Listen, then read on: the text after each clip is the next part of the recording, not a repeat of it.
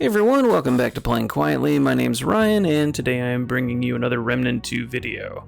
Today we're going to be discussing the patch notes from the most recent update, which is fixing a few issues and balancing a few of the classes and weapons.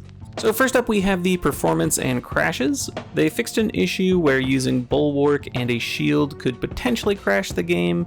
They fixed an issue where players could crash while using inventory, and they fixed an issue where players could potentially crash when joining a game from the World Stone. Next up in the general area, they have the thing that a lot of us have been waiting for, the first tweak to prisms. They lowered the minimum prism cleanse level from 51 to 10. And they have a dev note here that says we have more adjustments coming to the prism system, including the ability to cleanse only the legendary fragment, as well as some balance changes. These changes will be included in future patches.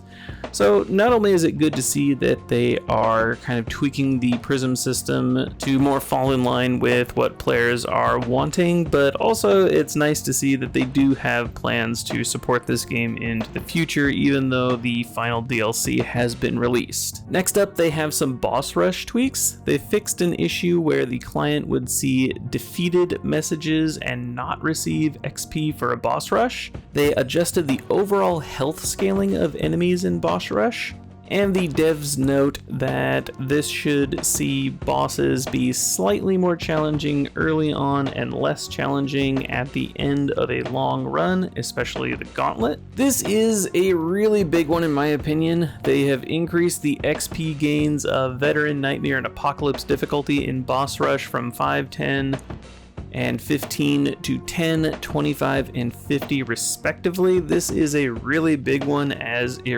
really seemed like there was absolutely zero incentive outside of just kind of the EP of saying that you did boss rushes on Apocalypse. Like the 15% extra experience really was not worth it for doing Apocalypse. They fixed an issue where Scholar, Sagestone, and Mudtooth's Elixir were not affecting XP gains in boss rush. Another really big one here, they have increased the Relic Dust drop in boss rush. That is excellent. They fixed an issue where it was still possible to receive items players already possessed on boss rush mode rewards. Again, we have another dev note here. The chance was previously very low, but we removed the potential to receive duplicate items from the reward table completely. And lastly, they fixed an issue where Vortex could potentially pull bosses, players, summons, and Very Good Boy in boss rush. Some miscellaneous notes here. They fixed an issue where players could get into a state where Dwayne would not complete the numbing agent recipe, with a fun dev note that Dwayne was just trying to keep the delicious recipe to himself. They fixed an issue where it was possible to not receive alloy extractor from Spark when accepting her quest, with a dev note saying that this should fix an issue where it was possible to refuse to accept her quest the first time, but then some players were unable to try to acquire it later.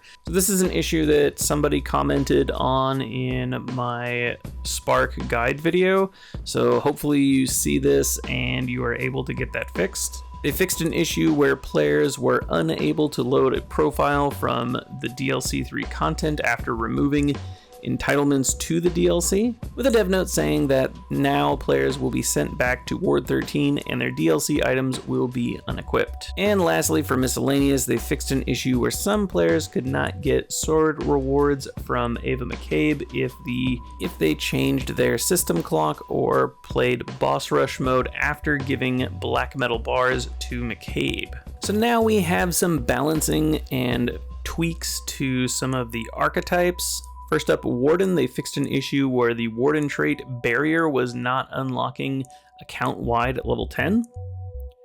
For the Engineer, they fixed an issue where Vulcan Cannon was not allowing wind-up when dodging. They fixed an issue where Overclock wasn't resetting at the World Stone. And lastly, for the engineer, they fixed an issue where heavy weapon Vulcan was firing shots at a slow, consistent rate, dealing less DPS per second. That is their wording, not mine. Next up, for the Archon, they reduced Havoc Form Lightning Hands damage, and they reduced Lightning Dash AoE damage, with a dev note explaining Havoc Form was doing too much damage all around, often handily beating other builds by a large margin.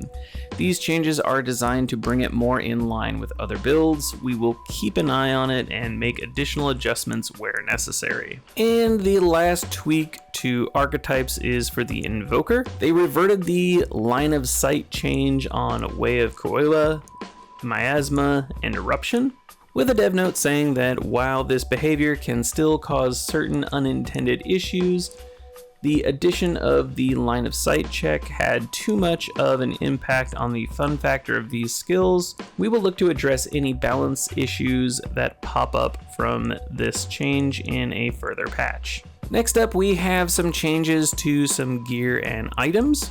They fixed an issue where mod generation was not working correctly. It fixed an issue where the monorail windup charge was not increasing damage properly.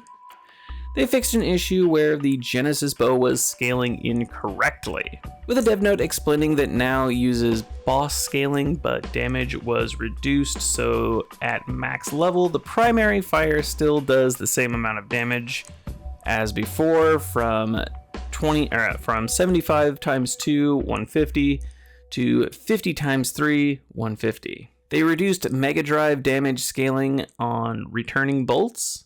They fixed an issue where Void Light was not functioning properly with certain projectiles. They fixed an issue where Void Light was not correctly accumulating certain damage types. They fixed an issue where Black Greatsword basic attacks counted as charged attacks, with a dev note explaining that this also allows Weapon Lord Mutator to properly function with the sword. And next up we have some Trinkets, Mutators, and Relics. They fixed an issue where these same character affixes were able to be applied more than once. They increased Hardcore Metal Band max stacks from 2 to 3 as intended in last patch. That's a good one to see. I think we all kind of missed the old Hardcore Metal Band. They updated the text on Dual Steel Ring to better represent its effect. They fixed an issue that was enabling Burden of the Mason to grant full benefits from 0 Hour and Goal Signet while at medium armor weight encumbrance. And they fixed an issue that allowed Hypercharger to benefit all melee damage instead of only charged. We have one note for enemies here. They fixed an issue where Sentinel drones would sometimes get stuck in cliffs in DLC 3. This is a fantastic change. I cannot... Wow, the amount of times that I ran into this, and especially I had to quit out of one of my boss rushes because one of the drones just floated into the ceiling, so hopefully they fixed that as well. Next up we have some UI changes. They fixed an issue where the number of shrines activated was displaying as 0 in boss rush in detailed info panel. This is a really good one because for the longest time I actually wasn't sure what shrines were, since I always activated what I assumed to be the shrines and what I still assume to be the shrines. They fixed an issue where the screen would go black in spectator mode when observed player used yellow doors. They fixed an issue where Brabus had visible markup language in one of his lines. They fixed an issue where Ritualist skill Death Wish was not displaying duration on the tooltip, and they fixed an issue where Warden Archetype on character select screen was not displaying descriptive text. And last up we have a few miscellaneous fixes, starting out with fixed an issue where navigation was sometimes broken the first time loading into DLC 3 in campaign. They fixed an issue where players could vault out of the world in gas chamber levels. They fixed an issue where Simulacrum was not spawning correctly in DLC 3. They fixed an issue with audio on Warden Drone Summon. They fixed an issue where clients could see outside the world when falling out of the map in Cargo Belt section of DLC 3. They fixed an issue where players would spawn too close into Shahala fight in boss rush mode, causing one player to get kicked out. They fixed an issue where players could reacquire black metal bars from Barabbas if previous ones were turned into McCabe, but Sword was not collected. They fixed an issue where players could return to destroyed Narud after defeating Shahala by way of DLC 3 dungeon. They fixed an issue where sometimes Mudtooth's DLC 1 dialogue would continue to trigger even after completing it. They fixed various locations where players could glide out of the world in DLC 3, and they fixed various issues with textures in environments. So overall with this patch we saw a lot of kind of minor tweaks, but mostly just laying the groundwork for some of the bigger stuff to come later, especially with the Prism system. Alright guys, that's all I have for you for this one. Thank you so much for joining us. Don't forget to check back for more videos coming out all the time. Until then, we'll see you guys next time. Have yourselves a good one.